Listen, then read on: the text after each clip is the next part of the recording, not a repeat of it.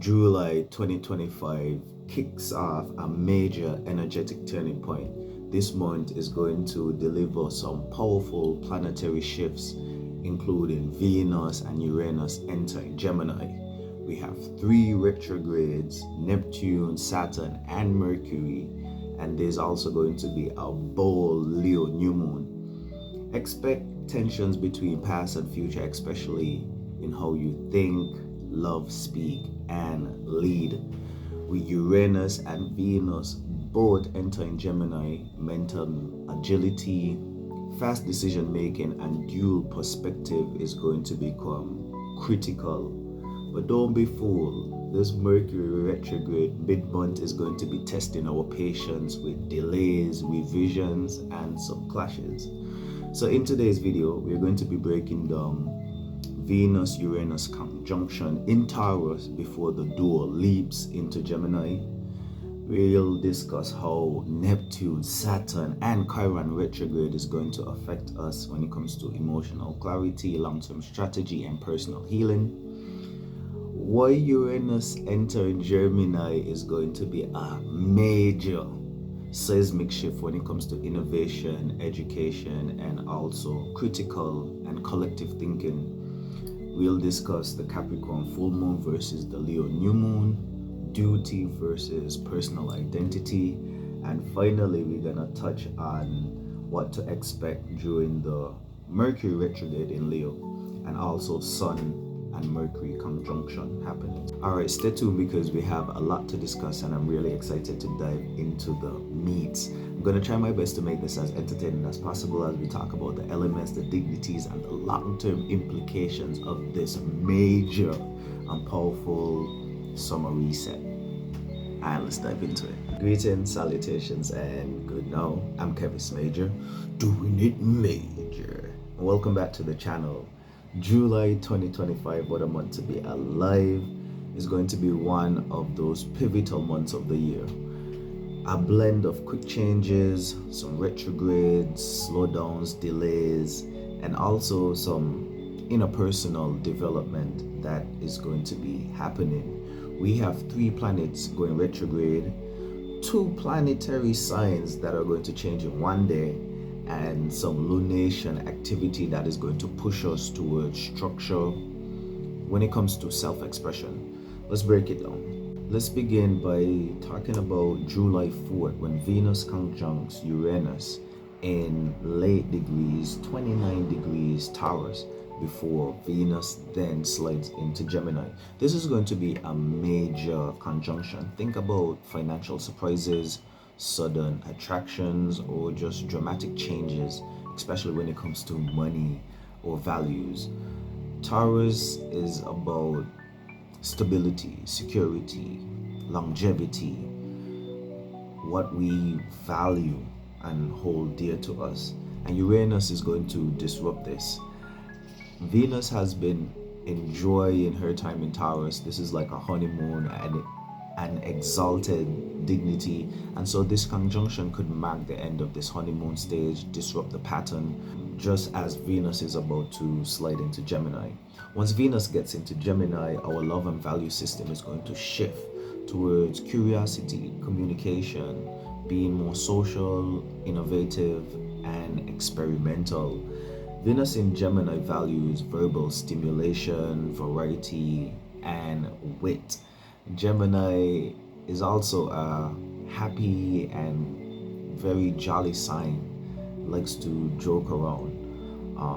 So this is going to be a good time for, being a bit more social. On the same day, however, we have Neptune going retrograde in Aries. Neptune going retrograde in Aries highlights confusion around identity, leadership, and motivation. This is where fire, or the fire of Aries that wants to initiate, that wants to kickstart, that wants to trailblaze, that wants to go, meets fog, meets distractions, meets escapism, meets being unrealistic, meets dreaming, meets sleeping. Neptune represents dreams, fantasies, escapism. It brings in a lot of creativity, but that creativity is not really rooted in reality. And so there's a desire to lead, there's a desire to act, there's a desire to trailblaze. However, this retrograde may not be so kind when it comes to clarity and just being 100% sure of yourself or what you want to do or how you want to go about doing it. I'm hoping that this Neptune retrograde in Aries affords us the opportunity to reassess and review how we procrastinate, why we procrastinate, why and how we try to escape our reality. I also see this as a time or opportunity for us to re-examine our dreams, our fantasies, and see how we could make them realistic or attainable. We need to review those impulsive dreams versus what's our actual spiritual direction and just look out for those unrealistic ambitions. Moving forward to July 7th, we have Uranus shifting into Gemini. This is going to be a major planetary shift. We could only speculate the influences. We know that Uranus is that planet of individuality, creativeness, inventiveness, and so we could look forward to a lot of progression and changes. In Gemini, this is going to be huge for the Geminis as well. Gemini is that social sign about education and innovation. So we are looking forward and looking out to see massive changes in tech, media, AI, education, and just the way how we exchange our ideas and exchange information. July 10th, we have a Capricorn full moon. And Janoa star, the moon ain't like to be in Capricorn. Moon prefers to be in the opposite sign, which would be Cancer. But hey, we need to work with it. Now on the full moon, it's always prescribed to chill out. This is the climax of the lunation cycle. This is when we're about to receive what we've been working towards. So there's going to be a strong or additional pressure to see results or to deliver results. Capricorn is gonna be asking, where's the proof in the pudding?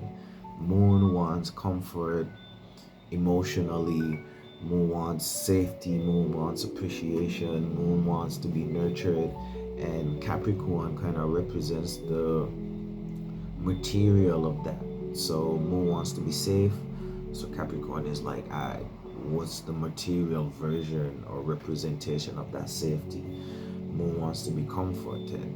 Capricorn is like, okay, what's the material version of comfort, or how do we get there? Cardinal Earth always initiating and creating new ways of stability, of sheltering, of comfort. This is a time for us to chill out with all of these cardinal energies from the moon, but it's full at the same time. It's like, okay, we need to be chilling, but Capricorn wants to be initiating and creating structure and stability for us. I would advise for us to chillax, relax, chillax, do what you have to do, right?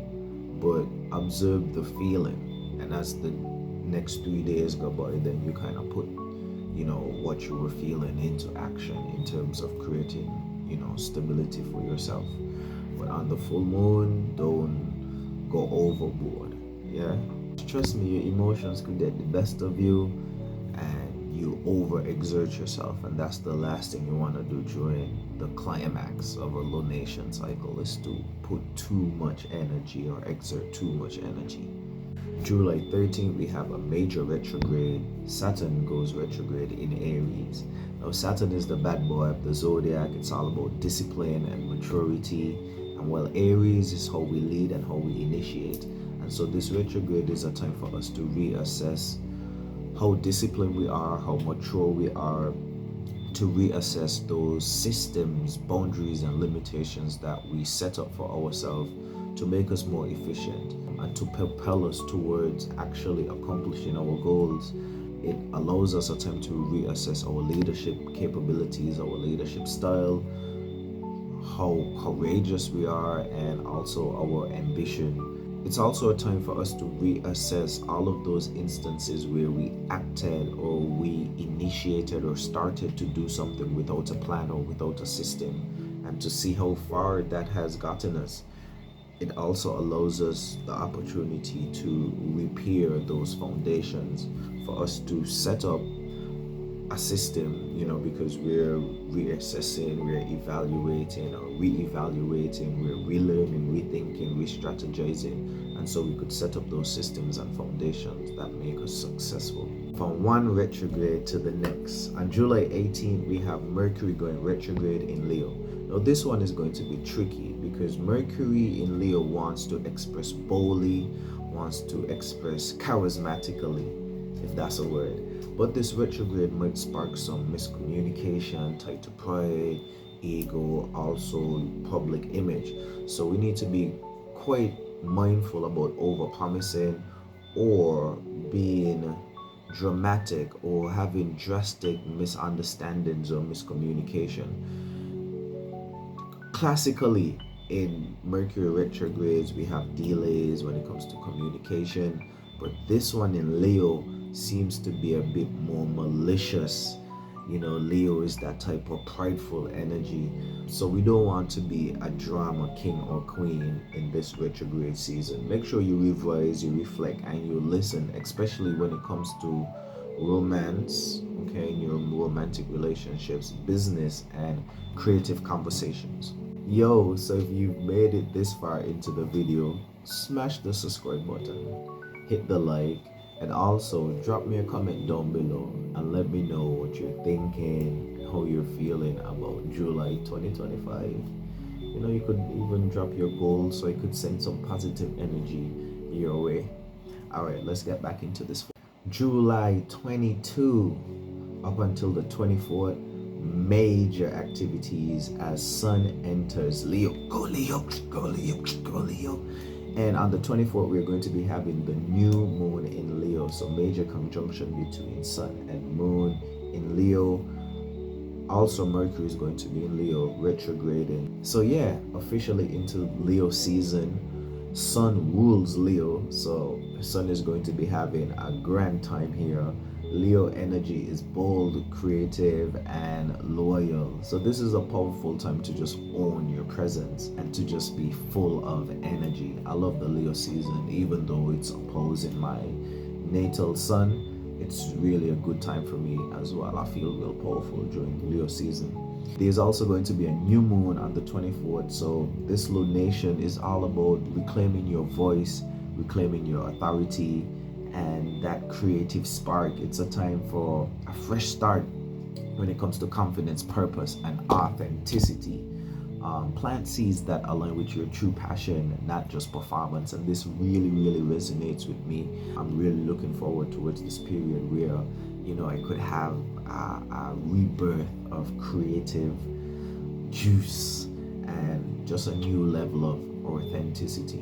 Like we can't get enough of them. By another retrograde, Chiron retrograde in Aries, July 30th.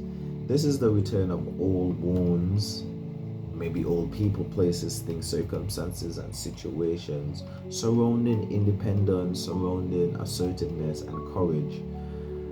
Chiron, the wounded healer, always highlights wounds, traumas, insecurities, sensitivities in our personal identity, in our personal life.